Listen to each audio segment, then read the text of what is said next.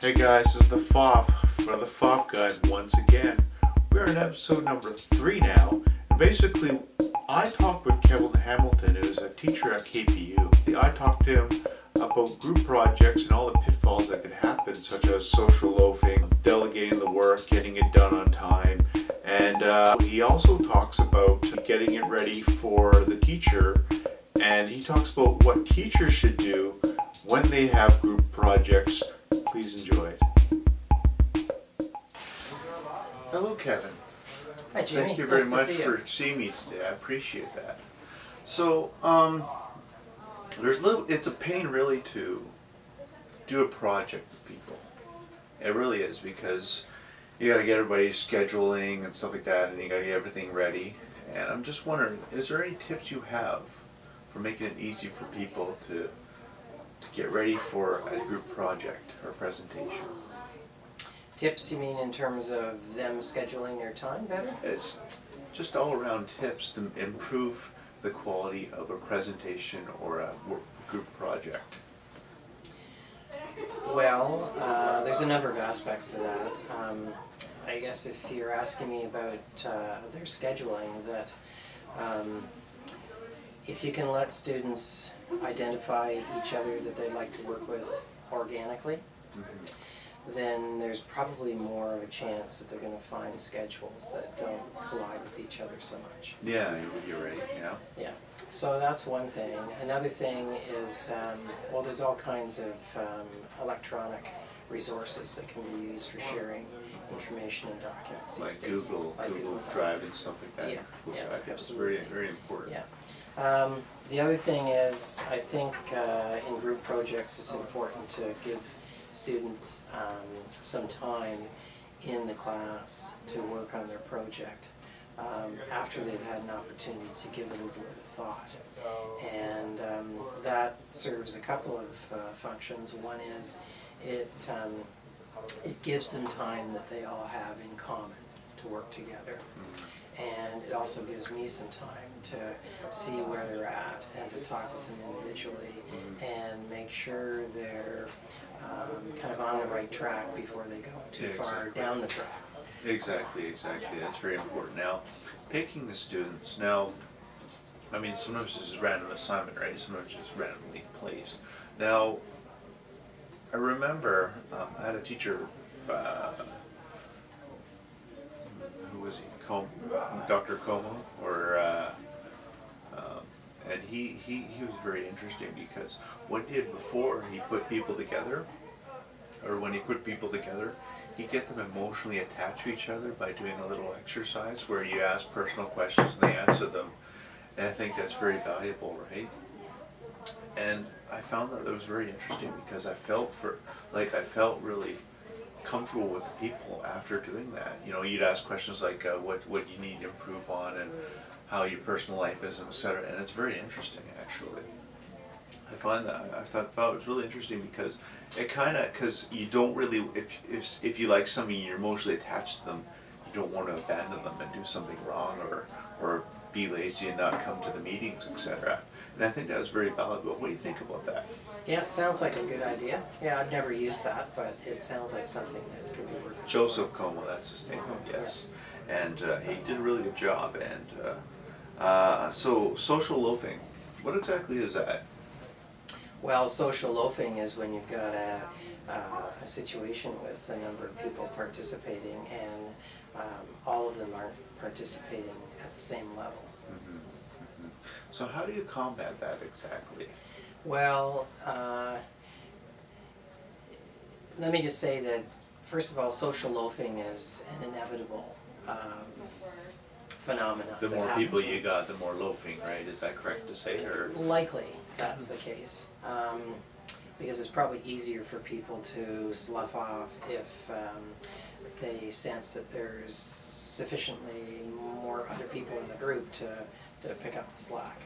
So that sort of speaks to the size of the group. So the size of the group, I think, is quite important. And maybe more than 3 but less than 5 seems to be a good number. So if you've got a substantive project, it's hard for people to social loaf in that kind of context. But you know, that said, it still does happen, and the two other ways that I try to deal with it are, one is I tell the students before the project is assigned, or as it's being assigned, that if people find that there's others in their group that don't pick up the slack, to let me know, because we have some systems to rectify that. And that in itself, just saying that there's a system to deal with that, usually seems like enough to discourage people from social loafing. But there has been a couple of occasions, and really only a couple in my time teaching, where students from a group have come to me and said, there's someone in the group that's just not, doing their part. Yeah. And so if one goes online and looks at the literature on marking group presentations, you'll find there's a number of ways to get people who are in the group to give scores to other people in the group. And when I've had to take it that far, it's interesting, because inevitably what the students who come to me with their concerns tell me, it's validated by the data that's collected. Absolutely. And when I talk with the person who's the problematic individual, usually what happens is they totally understand it, admit to it, and usually have some kind of a rationale which is tied to work and being ultra busy and commitments and so on. And they are inevitably okay with having their mark adjusted to reflect their participation. And there doesn't seem to be any animosity left within others in the group. Yeah. But I'd say that that's kind of a rare occasion that you need to go that far and use that kind of a system. Just telling people that you're aware of it and that there is a system in place seems to be enough to deal with it. I mean, another piece of this too is that social loafing is part of reality out there in the real world. It is, and most things that people have to do involve interacting with other people, and often it really is kind of in a team atmosphere, a team project. So it's very practical, because people need to learn how to deal with social loafing outside of a classroom assignment situation as well. Now, one of the ways I've dealt with social loafing is just to assign people, directions where they need to go with a project. Like, say, somebody does the essay here, and the other person does research, and the other person checks over everything, prepares for the presentation. Now, I think that's a good way. What do you think about that? Yeah, and that's something that I hope that students within the group figure out how to manage on their own, because part of a group project is figuring out what the pieces are of the project and their relative importance and relative workload, and figuring out how to break up the various components so that the people in the group can manage it. If the people know each other well, or if students have done a lot of other group work, they might know what their strengths are, and they might actually help whoever's organizing the project, or maybe there's more than one person, kind of identify what pieces would be best for different people to do. One thing I did once is this was a really good group actually. What they did was they meet once a week and they say, okay, we got an assignment for everybody to do, and they come back a week later and they're finished. And I think that's a very important thing, right? Meeting at least once or twice a week, keeping in check, and starting right away, not waiting a week until before it's due, and which has happened to me before quite a bit.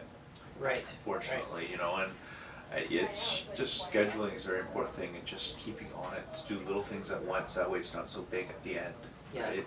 So a couple of ways that I try to facilitate that are after a group project is assigned, then within a couple of weeks, maybe even a week, I will get the students to tell me what their project theme is. Because usually projects that I give kind of are within a sort of a general sort of theme, like a usability study in human factors, for example. Yeah. But students still need to pick what precisely their project is going to be. And so I try to get them to commit to that early, and then on another occasion I'll ask them how far along they are in their work. And that'll kind of, you know, they're anticipating that, will force them to have to think about that. And then, as I mentioned, I try to give a workshop situation, class time, for students to work on what they're doing. Absolutely. I definitely run into the odd occasion where that's the first time that students have really, you know, found themselves having to seriously think about the project, and they've been able to kind of, you know, say a few things in the earlier instances that get them through, but they really haven't, you know, committed to working on it. Yeah. I think, you know, as I was sort of considering some ideas for this interview, it's easy for students to break up a project into the parts and each be assigned a part and then show up to the presentation. But I think it might also be worthwhile to, before students do the presentation, somehow have one final meeting where they need to share in great detail what they've learned, and so they can integrate it. Because I do see presentations that, you know, aren't well integrated, and that's probably the reason why. Absolutely. Okay, now, so you're a professor at Kwantlen. I got a question. What does an A presentation / group project look like? Well, usually the group projects that I give involve a presentation and students giving me some of the background research in some organized fashion that they've done. But I typically don't ask them to write a paper on their project, because, you know, that's a whole lot of work in and of itself. You know, that has the potential to detract from the research that they're doing for the presentation, get too worried about writing an essay. Yeah. But what I look for is that when a group is presenting, that the bits that are being presented are well organized. Yeah. Yeah. Okay. That there is this integration that we're talking about. That their visual supports are simple, easy to read, and they relate to what they're presenting. And I try to discourage them as much as I can not to read their notes. You know what, I've seen it in third year university where people are still reading, and I'm just like, you know, like, Yeah. first year I could see, but when it gets to the second or third year, reading is just, I think it's inappropriate.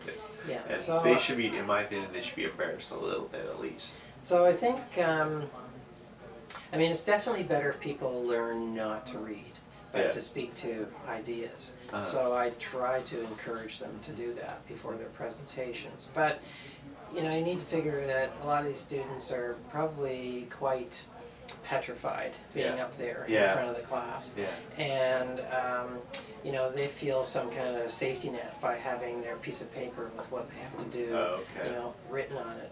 And I think what happens is, you know, some people have a lot more difficulty letting that go and Yeah. speaking to bullets than Yeah. others. But inevitably, people do eventually let it go, even if it's not within university, because Yeah. someone will tell them again, you know, it doesn't look good with your reading. And they'll realize that, you know, I can get a whole lot better sort of rapport and interaction if I'm looking around and making eye contact with people. And knowing what the heck you're talking about, knowing for what sure, you're talking because you can be reading something and not know what it really means. I mean, it could be beautiful. It could be beautiful English, Mhm. wonderful, Mhm. something like an essay. But reading out an essay, So, yeah. you know, I mean, very few people are able to do things first time perfectly. Exactly. And you know, I try to get students to realize that this experience of doing a group project and presenting it in front of others, that, you know, it's an exercise that you're not going to necessarily be totally happy with how it turns out, but most things in life don't end up, totally perfect in the end. Exactly, yeah. And you learn by making mistakes, and you need to take some time and reflect on what you did and what worked and what didn't work. So, just like I kind of think students are continuously growing through this and getting better and better. The projects itself and being a teacher, it's the same way. Because, my comment that I think, as I'm sort of mulling over this idea of group presentations, that it'd be good to give the groups a little bit of time before the presentation to make sure they've heard each other's reports and had a chance to Exactly. think about See, it and integrate. I had that problem once where we basically did parts, but we didn't know what the other parts were like. Yeah. And it just always read the whole essay or the whole research paper and read it all over, and then get an understanding of what's happening with everybody else. Because it's not only the idea that you have the information, it's that you're able to convey the information in case somebody's sick or something like that, right? And that does happen. Yeah, and sort of thinking ahead, I think showing students some kind of rubric whereby you're going to show how you break down the grading, Yeah. and maybe even showing that there's an element of the grading that has to do with this integrative part might help exactly. encourage them to do that more. Yeah. But generally, my idea behind the group presentations is to give students an opportunity to work with a number of other students, which kind of reflects what a lot of project work is like out in the real world. And like such as research, right? I mean, you got to work with people, and then at the end of your research, you got to explain to people in layman's terms what's going on, right? Yeah. And it's essential to have those projects, and people remember the project, like you said before, right? Well, that seems to be the take, is that if you ask students that have been, in post-secondary schools, what they remember most about their experience years later, it's usually the projects that they did. So, if you can give projects that give students an opportunity to tie into themes that they're, sincerely, personally interested in, that's a great thing. And, you might think, well, in a group it's hard to get everyone who's to be doing something that's like that, and it is, but what you usually find is a couple of people who have something they really would like to, this opportunity to explore, and others who are kind of less decisive about what they want to do are usually on board about, seeing what this is about and helping out. Exactly, Yeah. and I think one of the trickiest things is picking out what project you want to work on. So that's a little bit trickier, but and I remember you had a piece of paper showing some ideas on how to. I think we took the wash the car one when I was in your class. Right, that's what you did. Yeah. I like that one. That was a good project. Yeah. And the bike one was pretty good. Bike lane one was pretty good too. Yeah. I really enjoyed that. Yeah. So, in something like a task analysis, which is part of a human factors course, the most simple and mundane thing, like making some tea or washing the car. They're, on the surface they seem pretty simple, but when you start to actually delve into them and think about all the steps and all the decision points and all the preparation that has to go into it, it's usually quite surprising and ends up being a good theme. And of course, presentations, practice, right? And that's essential. And in fact, I did an hour-long talk once. And,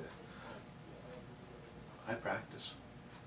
At least a couple times, because an hour is a long time. But eventually you get so good at it, you don't have to practice as much. It's amazing. Yeah, practice is definitely important. Okay. Well, I think I got some very good information from you, Kevin, and I appreciate you very much for letting me come into your office. Yeah, nice to see you, Kevin. And what I'm going to do is I'm going to... Well, guys, I really hope you enjoyed that episode.